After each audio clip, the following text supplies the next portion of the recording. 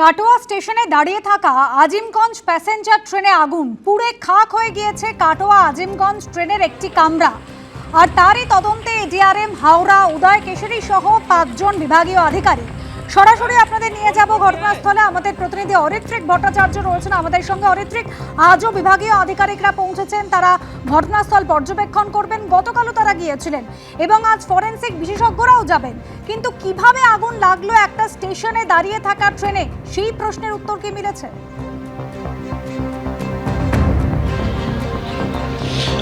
দেখো, এই মুহূর্তে আমরা রয়েছি কাটোয়ার একেবারে 2 নম্বর প্ল্যাটফর্মে, যেখানে গতকালকে ট্রেনটি দাঁড়িয়েছিল এবং তাতে আগুন লেগে যায় ঠিক সেই জায়গাটায়। আমি আমার সঙ্গে শান্তনু রয়েছে, দেখাতে বলবো। এখানে এখন একটি অন্য ট্রেন দাঁড়িয়ে রয়েছে, সেটাও আজিমগঞ্জ হয়েই যাবে অবশ্য।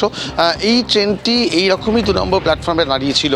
আমি যদি সময় সারণীটা একটু উল্লেখ করি, ট্রেনটি ছাড়ার কথা ছিল সকাল 6:05 এবং রাত্রিবেলায় সেই ট্রেনটি 2 নম্বর প্ল্যাটফর্মে দিয়ে দেওয়া হয়েছিল। 4:30 নাগাদ হঠাৎ খেয়াল করা যায় যে দাউ দাউ করে আগুন জ্বলে উঠলো এবং এখানেই কিন্তু একাধিক প্রশ্ন জাগছে। কালকে যে তদন্তকারী দল এখানে এসেছিলেন, এডিআরএম উদয় কেশরীর নেতৃত্বে বাকি 5 জনের দল, ডিআরএমও ঘটনাস্থলে এসেছিলেন একবার, এবং তার সঙ্গে ফরেনসিক বিশেষজ্ঞরা আজকে আসবেন। মূল যে কয়েকটি প্রশ্ন, যেভাবে আগুন লেগে উঠলো, প্রাথমিকভাবে মনে করা হচ্ছিল যে শর্ট সার্কিট থেকেই আগুন লাগতে পারে। কিন্তু যেটা পর্যবেক্ষণে দেখা যায় যে নিয়ম মাফিক যখন কোনো প্ল্যাটফর্মে ট্রেন দাঁড়িয়ে থাকে, তার দরজা বন্ধ থাকে, যাত্রীদের ওঠার যে পদ্ধতি সেটা শুরু করতে দেওয়া হয় না যে সময়টায়, তখন সেটাকে কিন্তু শাটডাউন করে রাখা হয় এই ট্রেনের কামরাগুলিকে, এবং শাটডাউন করে রাখলে সেক্ষেত্রে শর্ট সার্কিট হওয়ার কিন্তু সম্ভাবনা থাকে না।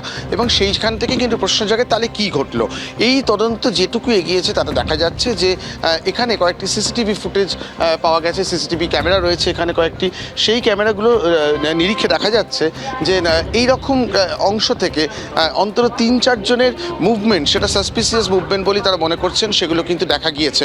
এবং অনেকটা পেছনে আমরা দেখছিও বটে একটি সিসিটিভি ক্যামেরা রয়েছে, ওদিকে অন্যদিকেও সিসিটিভি ক্যামেরা রয়েছে, এবং সেই কাছাকাছি কয়েকটি সাসপিসিয়াস মুভমেন্ট কিন্তু যারা তদন্তকারী তাদের মনে অনেকটা সন্দেহ জাগাচ্ছে। এবং সেই জায়গা থেকেই তারা প্রাথমিকভাবে মনে করছেন, আশঙ্কা করছেন বাইরে থেকে এই আগুন লাগানো হয়েছিল। কিন্তু কে বা কারা করলো সেই বিষয়টা এখনও ধোঁয়াশা রয়েছে।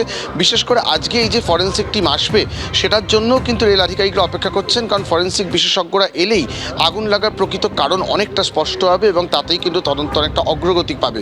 কিন্তু যদি এটা ইচ্ছাকৃত আগুন হয়ে থাকে, কী উদ্দেশ্যে, কেন এই আগুন লাগানো হলো, সেই প্রশ্নটাই এই মুহূর্তে ভাবাচ্ছে রেলকর্তাদের। একেবারে ধন্যবাদ অরিত্রিক।